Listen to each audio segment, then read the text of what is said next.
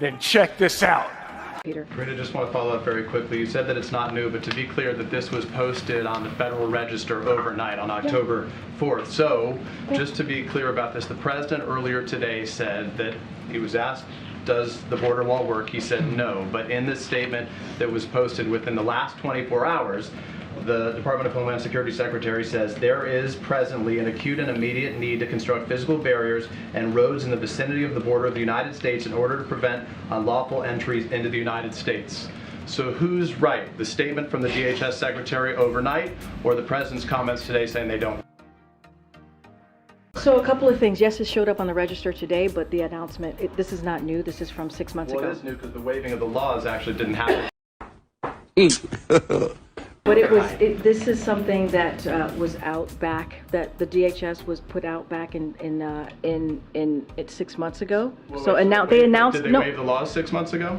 Hey, y'all, come look at this. What I'm saying is DHS announced this back in June that the agency would do so. They actually said that they would do that back in DHS. Forward with it today, but the initial announcement was 6 months ago by waiving the laws. So that's what's new today. Understood. So yes. The statement when Just he want says to make sure we're presently clear was on that. filed. So when he said there is presently, are you saying when he says there is presently, he was referring to 6 months ago or referring to the date of which it was filed? What I can tell you is DHS announced this back in June that they were going to move forward with this. That's what I can share with you. That's what I know is to be true and is to be fact.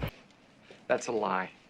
Look, I can speak for the president. The president said he was asked directly. He doesn't believe a border wall is effective. Does he have a disagreement with his Department of Homeland Security Secretary? What I can tell you what the president, I want to tell you what the president said and what your colleague asked him. He said, no, he doesn't believe that the border wall is effective. Speaking in direct contradiction to what his own I know, Homeland I hear Security you. Secretary I hear says. you. I'm speaking for the president.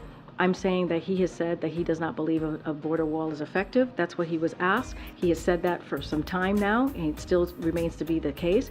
He asked, right? He asked Congress multiple times. His team has asked Congress to reappropriate the funds. They refused to do that. We're going to comply by law. You asked him, look at the president on our behalf then, in the absence of our ability to do that, whether he disagrees with the statement that there is presently an acute and immediate need to construct I'm physical happy to barriers. take that back. I'm happy to take that back. Okay. Hey, that's pretty good. Karine, again on the wall, Mexico's president is saying that the plans to move forward, quote, are contrary to what President Biden had been proposing. Has the president addressed this with Mexico? Have you guys, has he talked I mean, he to just addressed it in the Oval. He's spoken to the Mexican leader. I hear you, but that was just came out, right? I'm assuming that he just made that statement, correct? Talked to him in advance. You guys just saw him. He was meeting with his national security advisors, right, with the new chairman. So, first of all, you heard directly from the president. He said that he does not think a border wall is effective. So you heard directly from the president on that as the president of Mexico is speaking to, right? So you heard directly from the president. I don't have a call to read out. The president has been busy meeting with his national security team.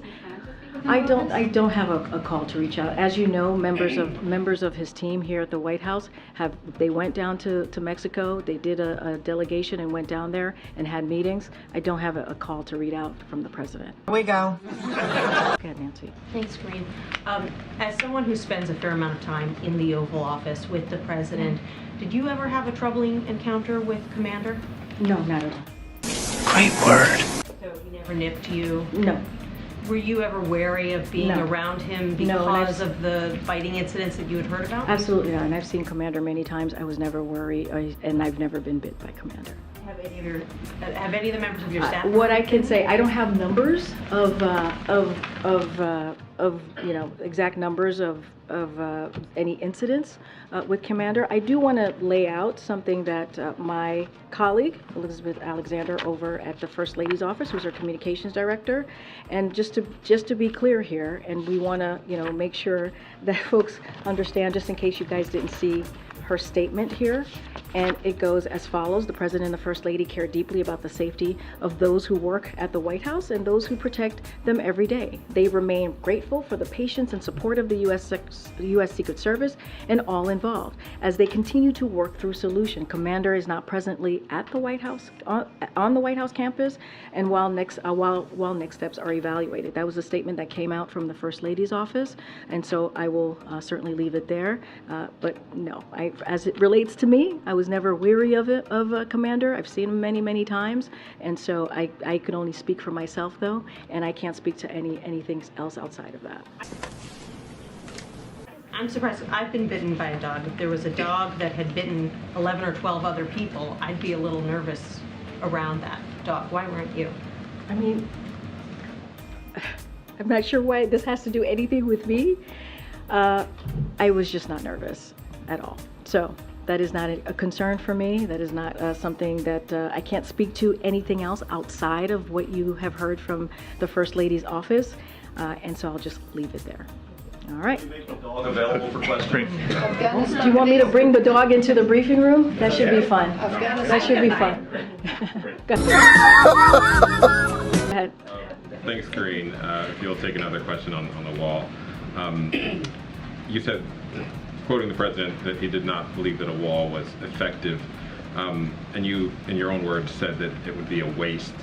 I wonder if you could talk about why a wall is ineffective for a number of different reasons, whether it's stopping drugs, stopping illegal migration. Yeah.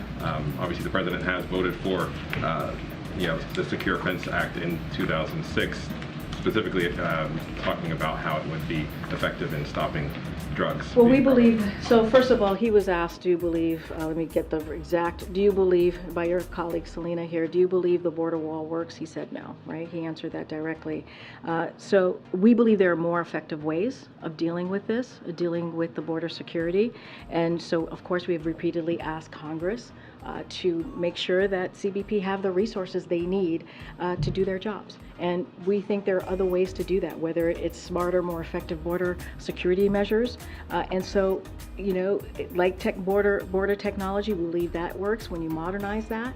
And also land ports of entry, we believe that's what works to deal with border security.